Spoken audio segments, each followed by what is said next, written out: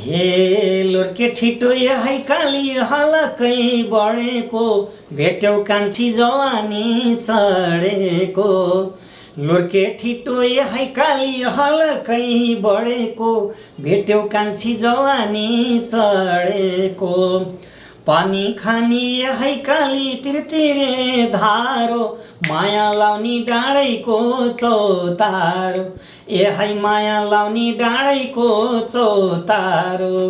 नमस्कार, म सूर्यमणि आचार्य। दर्पण दैनिक हेरेर बसिरहनु भएका सम्पूर्ण सङ्गीत प्रेमी लाख सङ्गीत प्रेमी दर्शक श्रोता रूपी मनहरूलाई म यो आग्रह गर्न चाहन्छु, दर्पण दैनिकलाई लाइक, कमेन्ट, सेयर र सब्सक्राइब गरेर माया गरिदिनु होला भन्न चाहन्छु। कहिले होला दाम पैसा कमाउने अरू जस्तै म पनि रमाउने रत्न पार्क घुम्न जाउन यार बेरोजगारी कान्छालाई सधैँ शनिबार घिन दल बज्दैछ नि नभए नि खरी यति राम्री मायालुलाई बोलाउँ कसो गरी ठोक मादल हे ओरालीमा जो झरे पनि हाम्रै किस्न झरे झैँ लाइरहने जानु छ मुनाको तिर मलाई मोहन गरिब दुखी भोक नङ्गा जुट्नु पर्छ यहाँ श्रमजीवी परिश्रमी उठ्नु पर्छ यहाँ।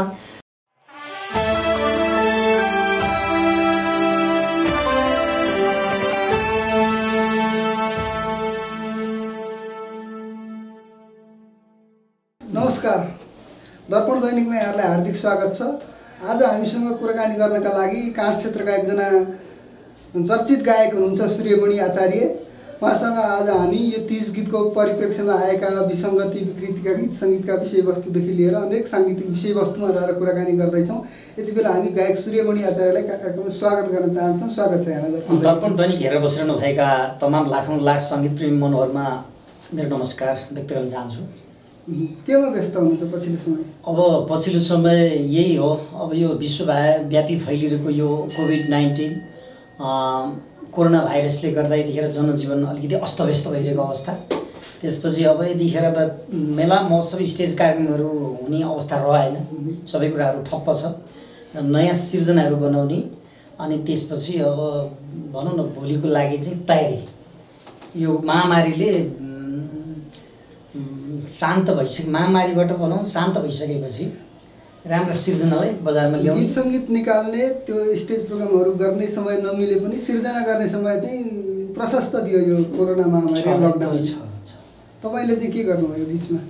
यो बिचमा मैले कोही रमाइलो खालका सिर्जना, कोही त्यस्तै कोही सेन्टिमेन्टल खालको सिरियसली खालको चाहिँ सिर्जनाहरू तयारी गरेको छु। अब त्यसलाई अलिकति सहज ढङ्गले काम गर्ने वातावरण भइसकेपछि त्यसलाई काम गरेर अलिकति बजार व्यवस्थापन गर्नुपर्छ। जब यो लकडाउन खुल्यो नेपाली साङ्गीतिक कलाकारहरूलाई तीज लागेको छ, तपाईँलाई तीज लागेको छैन? अब तीज विशेष गरी अहिले के तीज लाग्नु होइन, यो चाहिँ अलिकति विकृति हो जस्तो लाग्छ मलाई होइन।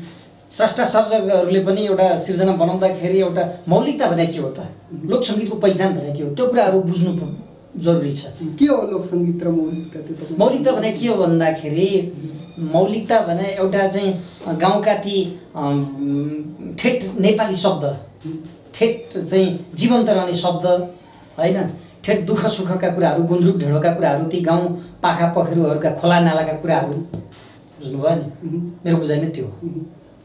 तीज गीतमा जुन विकृति आयो तपाईँले नै कुरो कोट्याउनु भयो। अहिले जुन किसिमका गीतहरू आइरहेका छन्, के भन्नुहुन्छ तपाईँ यो विषयमा? अब यो विषयमा चाहिँ स्वयं स्रष्टा सर्जकले मैले यस्तो खालको सिर्जना पस्किँदा चाहिँ समाजमा पाच्य हुन्छ कि हुँदैन, समाजमा दाजुभाइ दिदीबहिनी बसेर सुन्न लायक छ कि छैन मेरो सिर्जना भन्ने कुराहरू चाहिँ स्रष्टा र सर्जकले पनि ख्याल गर्नु पर्यो होइन। भोलि म जीवन्त ढङ्गले चाहिँ अझर अमर हुने गरी चाहिँ म यो गीत सङ्गीतमा लाग्छु भनेर लाग्ने स्रष्टालाई त त्यो विषयमा त ज्ञान हासिल हुनु पर्यो। मैले यस्तो सिर्जना बनाउँदा चाहिँ मेरा सिर्जनाले बजारमा न्याय पाउँछन्, मैले यस्तो सिर्जना गाउँदा चाहिँ यो गीतले न्याय पाउँछ भन्ने खालका कुराहरू चाहिँ सर्जकले ध्यान दिनु पर्यो। तर त्यो सर्जकमा ती कुराहरू ज्ञानको कमी छ। त्यस्तो स्वच्छन्द रूपमा अश्लील भद्दा शब्दहरू प्रयोग गरेर जुन यो वर्ष पनि गीत आए, यो वर्ष पहिलेदेखि नै आइरहेका थिए। महिलाहरूले दर खाने पद्धतिमा त विकृति नै आएको थियो। पछिल्लो समय गीत सङ्गीतका शब्दहरूमा त्यो ट्र्याकहरूमा जसरी भद्दापन आएको छ, यसले यो नेपाली सङ्गीत मौलिकता तीज गीतको परम्परालाई कहाँ पुर्याउला तपाईँको विचारमा? अब मेरो विचारमा भन्नुपर्दाखेरि अब यस्ता खालका गीत सङ्गीतले त एउटा समाजमा विकृति त मचाइ नै हाल्छ होइन। अब मैले आज बिहान पनि देखेँ अब त्यो बोकोरे, त्यसपछि अब त्यो सुन्नै व्यक्त गर्न नमिल्ने शब्द, व्यक्त गर्न नमिल्ने खालका चाहिँ ती वर्डहरू, ती शीर्षक राखेका छन्। मैले यसो हल्का सामान्य हेरेँ होइन। अब ती वर्डहरू राखेर, ती शब्दहरू राखेर नेपाली मौलिकपन अगाडि बढ्न सक्दैन। बिल्कुल बुझ्नुभयो। अब कसरी बढ्नु पर्ला यो साङ्गीतिक क्षेत्र अगाडि? लोकगीत तीज गीतका शब्दहरूमा कस्ता शब्दहरू आउनु पर्थ्यो तपाईँको विचारमा? तीज गीतले कस्ता शब्दहरू, कस्ता विषयवस्तु उठाउनु पर्छ? जस्तै तीज भनेको एउटा महिलाहरूको दुःख सुख बाँड्ने चाड होइन।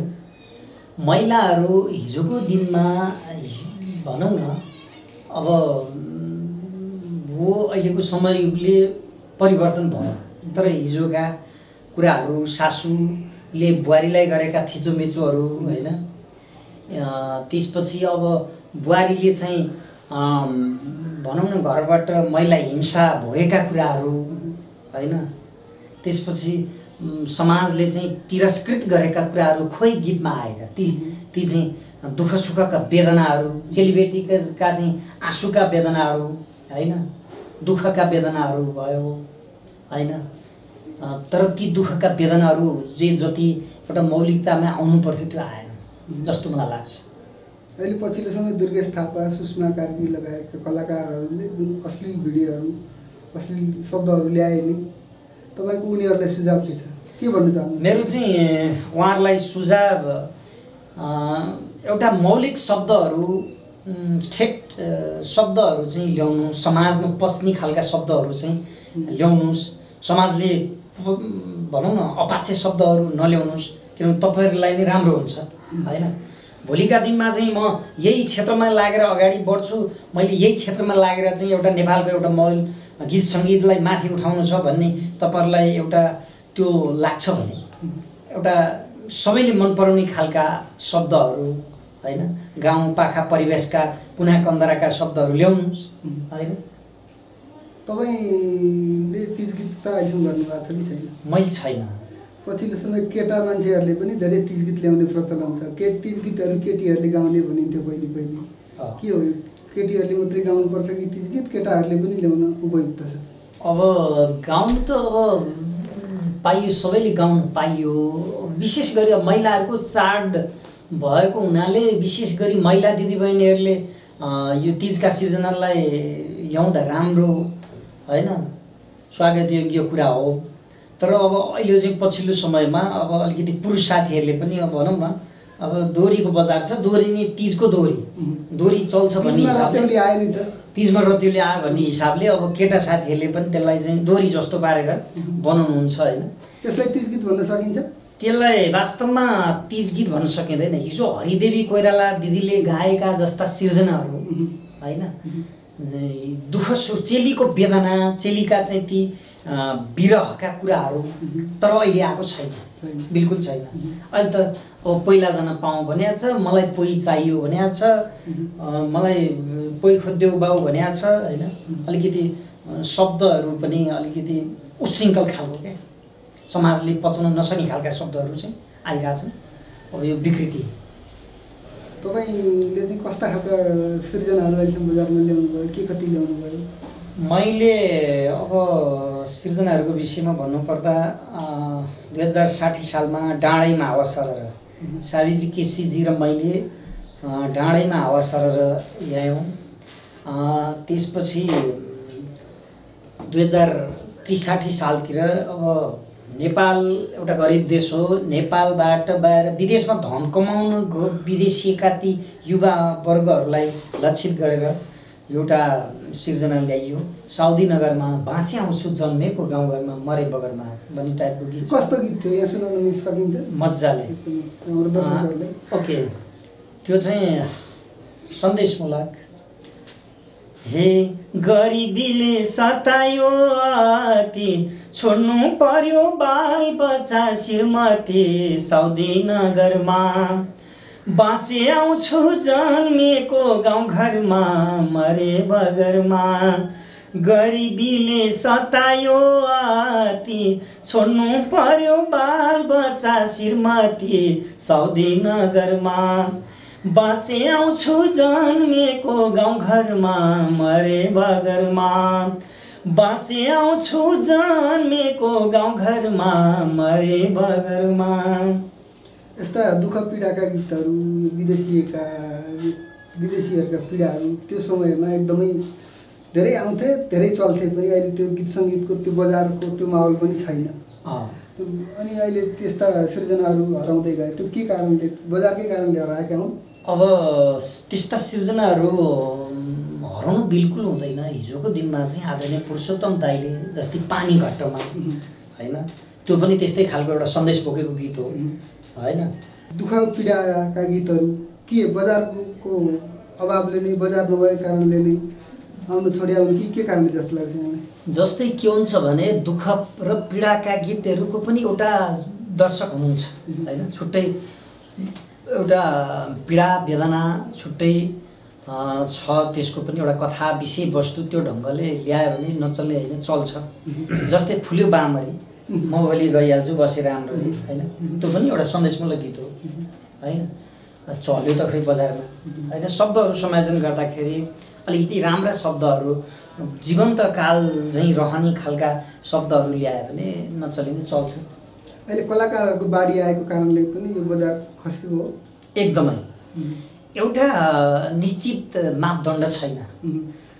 तपाईँले 2-4 हजार लगानी गर्नुभयो, तपाईँले अलिकति लगानी गरेर गीत सित रेकर्डिङ गर्नुभयो भने तपाईँ कलाकार, बुझ्नुभयो?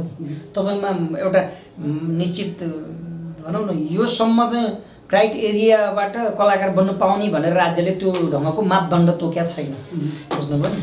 जस्तो पायो त्यस्तै अब लोकसङ्गीतमा प्रवेश गर्नुभएको छ होइन, तर त्यो आफै फिल्टर हुँदै जान्छ। फिल्टर हुन्छ, अवश्य हुन्छ। किनभने यो विकृति एक दिन हट्छ। यो विकृति हट्छ, दर्शक दीर्घहरूलाई पनि थाहा हुन्छ नि।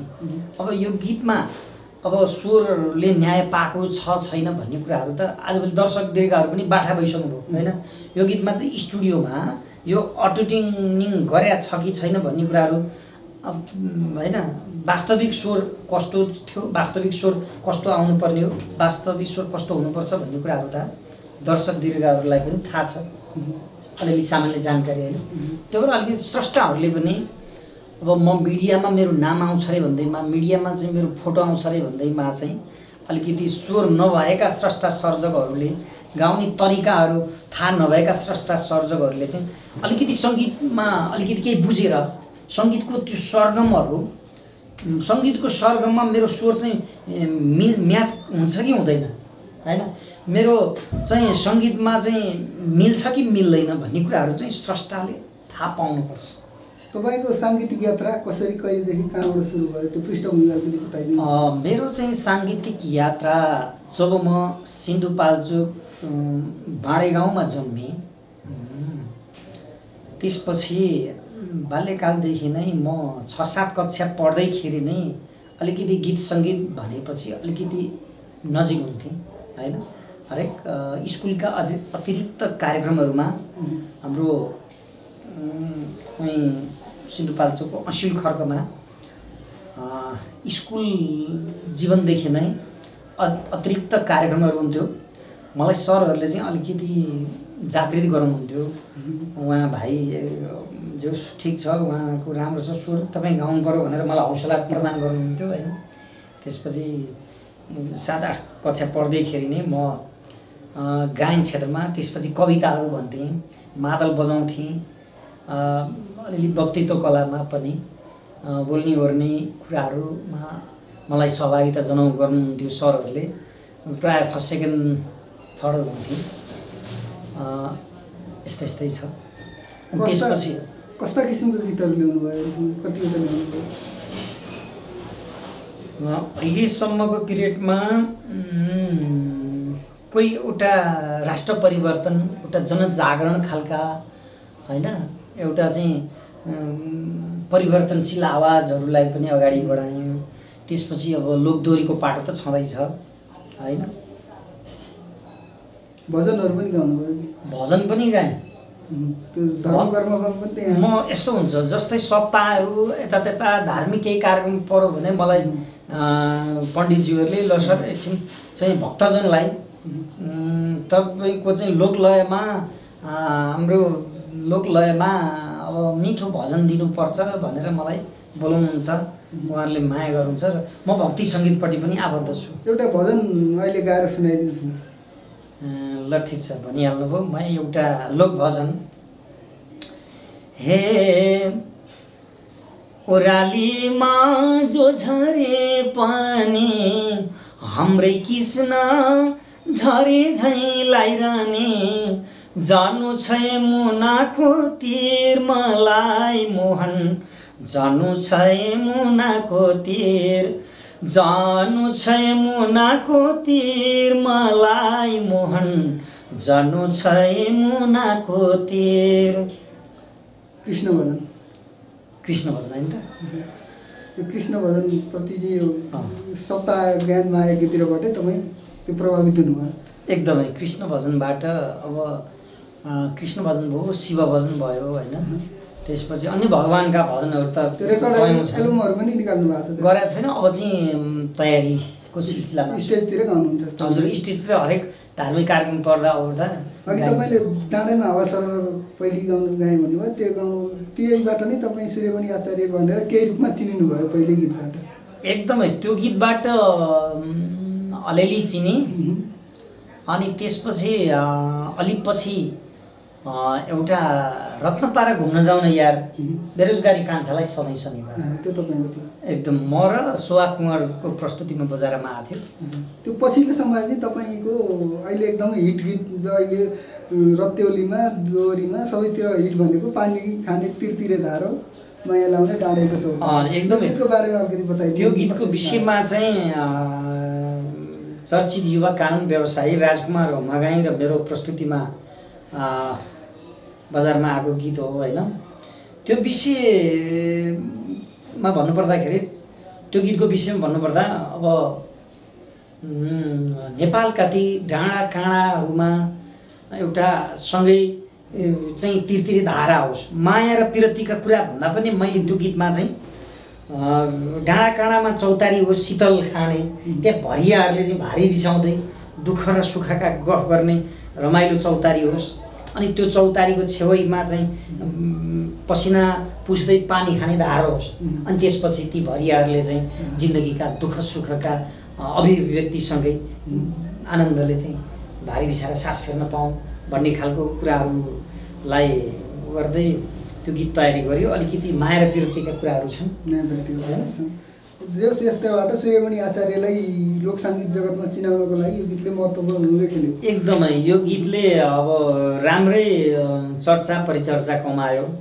म के मानेमा खुसी छु भने अब यो काँड क्षेत्रको गीत हो भनेर भनिन्थ्यो नि, यो गीत यता पश्चिम बेल्टमा पनि राम्रो चल्यो। स्याङ्जा पाल्पा यता पोखरापट्टि होइन, अनि त्यतातिर पनि साथीहरूले ल धन्यवाद छ तपाईँको काँठे गीत त हामीलाई पनि मनपर्छ भनेर मलाई चाहिँ यता स्याङ्जा पाल्पा सुदूरपश्चिमको डडेल धुरा डोटीबाट पनि फोन गर्नुहुन्छ आदरणीय भगवान रूपी दर्शक श्रोताहरूले। तपाईँले यो कुरा गरिरहँदाखेरि यो काँड क्षेत्र, यो पूर्वेली क्षेत्र, यो पश्चिमेली क्षेत्र भनेर छुट्याउनु गीत सङ्गीतमा कतिको न्याय हो जस्तो लाग्छ तपाईँलाई? अब गीत सङ्गीत छुट्याउनु हुँदैन होइन, तर छुट्टिन्छ।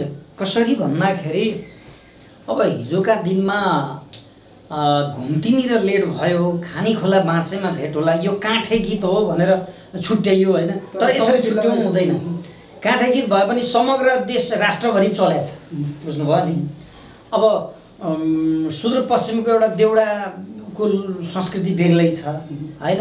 त्यसपछि पूर्वाञ्चलको एउटा पूर्वेली भाकाहरूको एउटा मौलिकता छुट्टै छ हैन। अब भेगी हिसाबले गीत सङ्गीत छुट्याउनु हुँदैन, तर एउटा ठाउँ विशेषले पनि त्यो फरक पार्दो रहेछ, बुझ्नुभयो नि। अब यो प्रगतिशील गीतहरू गाउनुभयो भन्नुभयो, प्रगतिशील गीतहरू मध्ये एउटा कुनै कस्तो गीत गाउनुभयो? म के भन्न चाहन्छु भने प्रगतिशील गीत एउटा समाज जागरण, समाज देश परिवर्तनका गीतहरू भए, एउटा गरिब दुखी भोका नाङ्गा सर्वहारा वर्गहरूले चाहिँ एउटा उत्थान पाउने खालका चाहिँ सिर्जनाहरूलाई पनि एउटा स्रष्टा सर्जकहरूले त्यो विषयमा पनि सोच्नुपर्ने हुन्छ हैन। हामीले चाहिँ माया र पिरतीका कुरा मात्रै गीत सङ्गीतमा होइन कि एउटा समग्र राष्ट्रवादका कुराहरू हैन, देश परिवर्तनका कुराहरू, समाज परिवर्तनका कुराहरू, समाज जागरणका कुराहरू पनि गीत सङ्गीतमा एउटा स्रष्टा सर्जकले ल्याउनुपर्छ। हिजोका दिनमा चाहिँ रामेश रायनले चाहिँ गाउँबाट उठ बस्ती, बस्तीबाट उठ भन्ने खालको गीतले पनि एउटा जनतालाई छुट्टै सन्देश दिएको थियो हैन। त्यस्तै मैले पनि एउटा एक दुईवटा गीत गाएको छु हैन। नेताहरूलाई चाहिँ सल्लाह सुझाव दिएर त्यो आदरणीय हाम्रो जिल्ला सभापति कृष्ण गोपाल तामाङज्यू र हामी मिलेर त्यो गीतलाई अगाडि बढाएको छौँ। कस्तो गीत छ, एउटा गीत सुनाइदिनु। म सुनाउन चाहन्छु यतिखेर। गरिब दुखी भोक नाङ्गा जुट्नु पर्छ यहाँ, श्रमजीवी परिश्रमी उठ्नु पर्छ यहाँ। गरिब दुखी भोक नाङ्गा जुट्नु पर्छ यहाँ, श्रमजीवी परिश्रमी उठ्नु पर्छ यहाँ।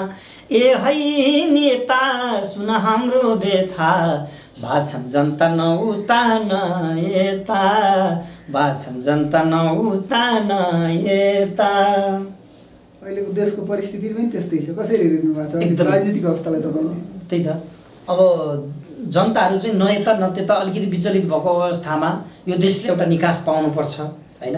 ती अन्यायमा परेका, ती थिचोमिचोमा परेका ती गरिब दुखी आदरणीय दाजुभाइ दिदीबहिनीहरूले एउटा शान्तिपूर्वक सास फेर्न पाउनुपर्छ, न्याय पाउनुपर्छ भन्न चाहन्छु।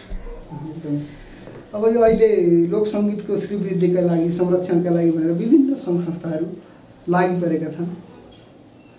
लोकदोहोरी प्रतिष्ठान, सङ्गीतकर्मी सङ्घलाई यिनीहरूको भूमिका कस्तो देख्नु भएको छ तपाईँले? यो विकृति पनि आइरहेको छ, त्यो घटाउनका लागि यिनीहरूले यस्ता सङ्घ संस्थाले कुनै त्यो प्रयत्न गरे कि गरेन? अब गीत सङ्गीतको हक र हितको निम्ति लागेका सङ्घ संस्थाहरू अब जस्तै अब राष्ट्रिय लोकदोहोरी गीत प्रतिष्ठान छ, त्यसपछि सङ्गीतकर्मी सङ्घ छ, त्यसपछि अन्य कलाकार साथीहरूले भनौँ न, अब सङ्घ संस्थाहरू धेरै छन्। तर जति एउटा नेपाली मौलिकताले, नेपाली लोककला संस्कृतिले अलिकति उचाइ पाउनु पर्थ्यो, न्याय पाउनु पर्थ्यो, त्यो भइरहेको छैन है। त्यस्ता सङ्घ संस्थामा आबद्ध सदस्यहरू, त्यस्तै गीत गाउने कलाकारहरू पनि छन् भनिन्छ नि। त्यस्तै विकृति ल्याउने जुन कलाकार छन् तिनीहरू नै त्यो संस्थाका सदस्य आबद्ध छन्। त्यो कारणले गर्दा ती संस्थाहरूले त्यो किसिमको प्रयत्न गर्न सकेनन् भन्ने हो। त्यो विषयमा चाहिँ भनौँ न, ती स्रष्टा सर्जकहरूले आफैमाले ध्यान दिनुपर्छ हैन। म यो सङ्घ संस्थामा बसेर मैले चाहिँ यस्ता खालका सिर्जना ल्याउँदाखेरि मलाई चाहिँ आम लोकसङ्गीत प्रेमी दर्शक श्रोताहरूले के भन्नुहुन्छ भन्ने कुराहरू त स्वयं स्रष्टाले बुझ्नु पर्यो हैन। दर्शक श्रोताको मागलाई ध्यानमा राखेर स्रष्टा सर्जकले गीत ल्याउनु पर्यो। हजुर। अब अन्तिममा छौँ हामी, तपाईँलाई अन्तिममा एउटा गीत गाइदिनुहोस्। अन्तिममा म यहाँहरू बिचमा म त्यही पानी खाने तिर्किने धारो, माया लाउने डाँडेको चौतारो, आम दर्शक श्रोताहरूले मन पराउनु भएको यो रमाइलो गीत पस्कन चाहन्छु। गाउँकै ढिँडो ए हैकाली खाएरै बढेको, भेट्यौ कान्छी जवानी चढेको। गाउँकै ढिँडो ए हैकाली खाएरै बढेको, भेट्यौ कान्छी जवानी चढेको।